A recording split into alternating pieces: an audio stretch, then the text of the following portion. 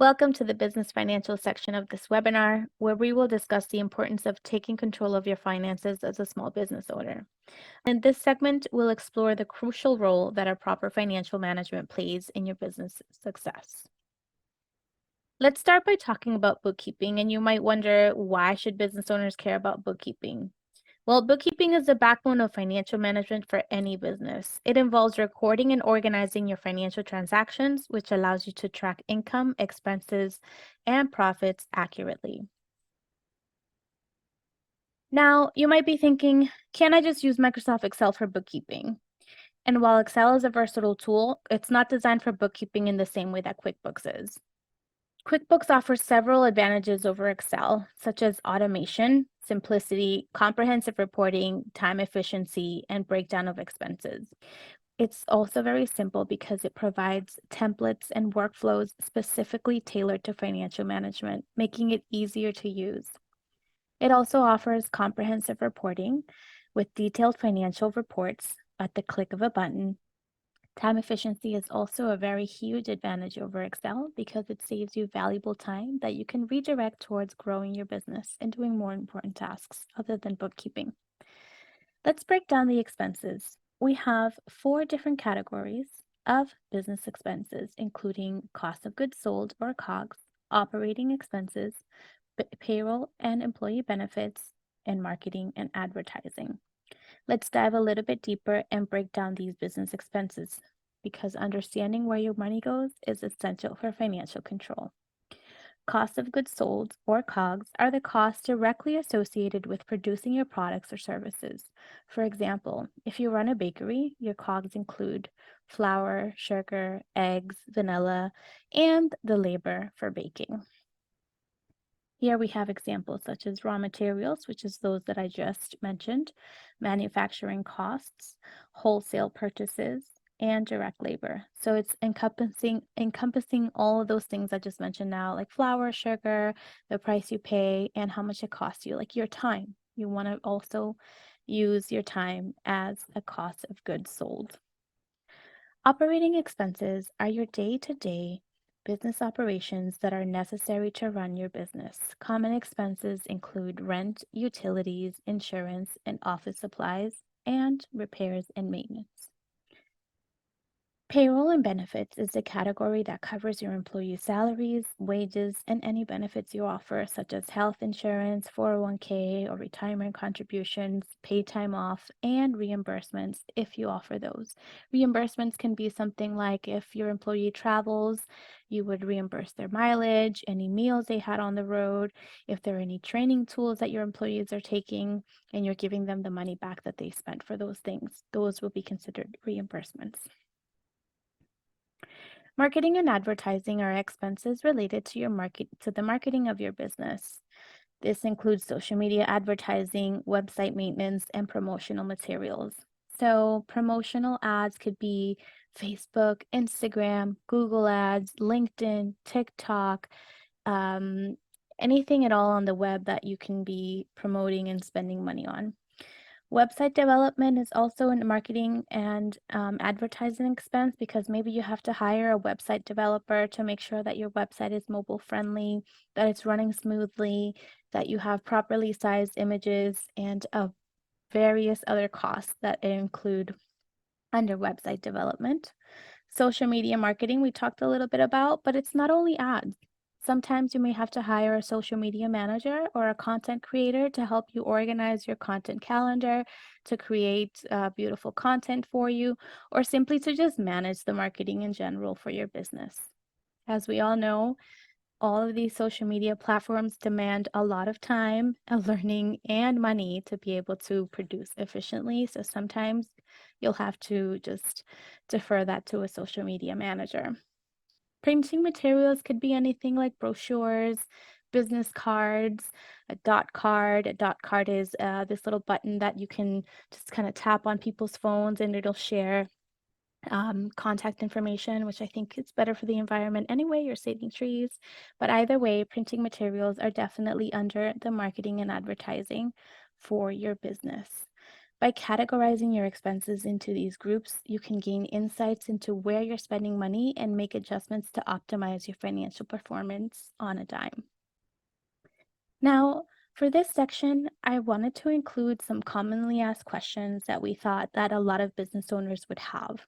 So let's start with the first one. What is the best way to get started with bookkeeping if I've never done it before? To get started with bookkeeping, consider 4 or 5 of the following steps. Choose your method. So if you decide to use a software like QuickBooks or opt for manual bookkeeping using spreadsheets, just keep in mind that software can help you simplify the process and Excel might take more of a manual process. So if you have the time and want to learn, by all means. Setting up financial accounts. If you recall in the business basics of the webinar, I talked about the importance of separating accounts for your business, making sure that you have your business and your personal expenses separate.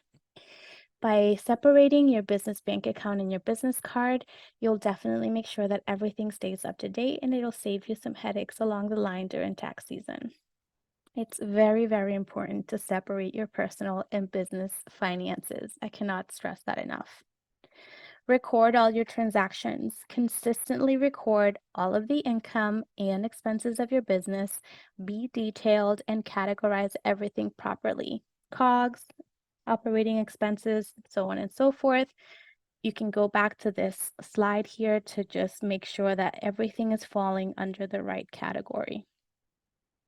You also want to make sure that you reconcile the accounts regularly to your financial accounts to ensure that everything matches with your bank statements.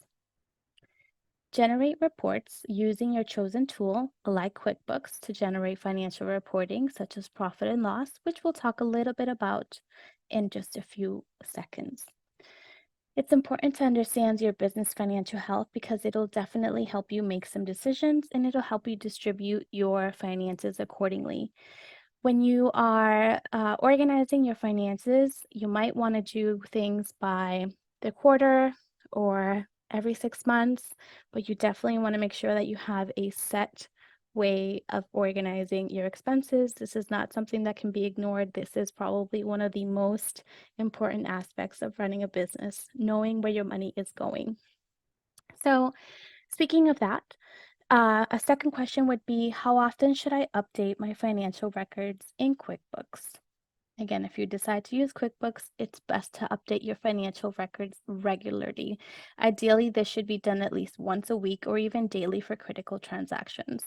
Frequent updates ensure that your financial data is up to date and accurate, which is crucial for making timely decisions. So the way to update your financial records in QuickBooks would be to connect your business account into QuickBooks. And what's going to happen is QuickBooks will automatically record every single transaction to the system.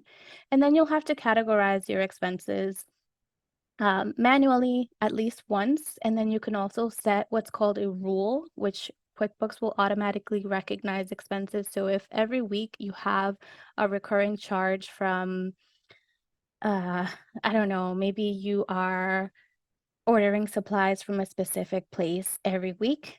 Now they will know this specific supplier is categorized under business expenses and it'll categorize it automatically, but you do want to make sure that you set up those rules. If you have any questions about that, you can always talk to a QuickBooks specialist and you can always schedule some demos with them. They're more than happy to do that, or you can go on YouTube and Google to look up how to do that. A third question would be, can you explain the difference between operating expenses and COGS in more detail? So if you recall before, I talked about the cost of goods sold and the operating expenses here. The cost of goods sold are directly associated with the producing the products or services that you sell. So remember when I said if you're a baker, the COGS include flour, sugar, eggs, vanilla, and also the labor or your time to make those bread or yummy pastries. Operating expenses are the day-to-day costs required to keep your business running. So this category includes expenses like rent, utilities, insurance, office supplies, marketing, and employee salaries that are not directly tied to providing your products or services. So here they are once again.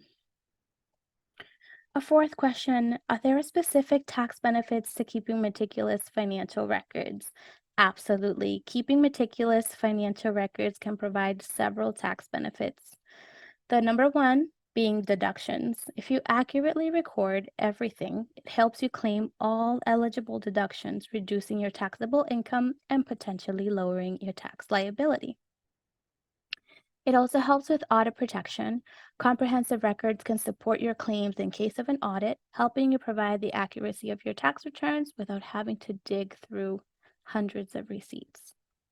And it also helps with tax planning because detailed records enable you to better plan for taxes by identifying opportunities for deductions and credits throughout the year.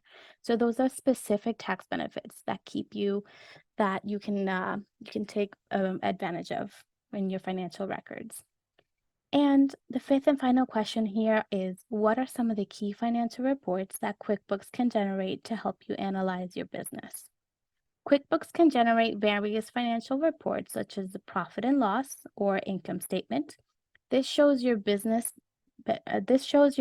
revenues, costs, and expenses, providing insights into the profitability over a specific period. It also helps you produce a balance sheet, which provides an overview of your business financial position, showing your assets, liabilities, and equity. It also helps you produce a cash flow statement, which tracks the movement of cash in and out of your business by helping you manage your cash flow effectively. You can also do age receivable and payable reports that help you track any outstanding invoices and bills if you have them. And you can also you can produce budget versus actual reports. That helps you compare your budgeted figures with actual performance, aiding in financial planning. These reports are valuable for assessing your business financial health, making informed decisions, and planning for the future. Now remember, all these answers provide guidance. We do advise that you consult with a qualified accountant or a financial advisor for personalized advice tailored to your specific business circumstances and financial goals.